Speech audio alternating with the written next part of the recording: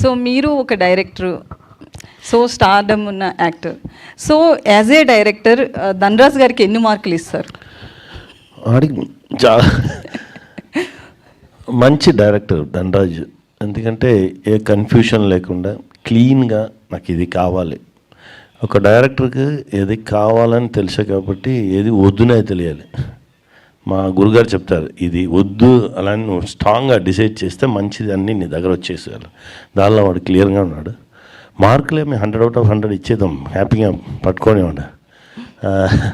మంచి డైరెక్టర్ నా చూసిందేలా క్లియర్గా, నాకు ఏ కన్ఫ్యూషన్ లేదు. నా ఎప్పుడంటే ఓ షూటింగ్ వెళ్ళాలంటే నాకు లోపల ఉన్న డైరెక్టర్ని ఇంట్లోనే ఉండు, you are not a director, you are only actor అలాంతా తీసుకెళ్తున్నా. అక్కడికి వెళ్ళి వాళ్ళు ఏం చెప్పారో దాని 100% మనం వాళ్ళకి ఇవ్వాలి.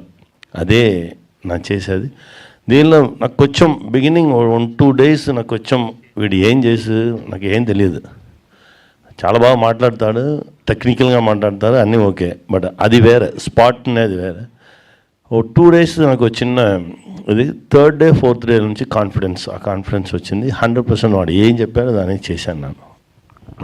ధనరాజ్ గారు, సో అంటే మూవీ పరంగా ట్రైలర్ పరంగా చూస్తుంటే ఇటు కొడుకు ప్రాబ్లమ్స్ మీద ఫోకస్ తగ్గి తండ్రి ప్రాబ్లమ్స్ మీద పెట్టినట్లు అనిపించింది. ఎవరి ప్రాబ్లమ్స్ని ఎక్కువ చూపిస్తారు అంటే ఎఫెక్షన్ పరంగా కావచ్చు, తండ్రి నేమ్ తీసుకోవడంతో కావచ్చు, ఆస్తి పరంగా కావచ్చు, ఇట్లా చాలా ఉంటాయి తండ్రి కొడుకుల మధ్య ఇష్యూస్.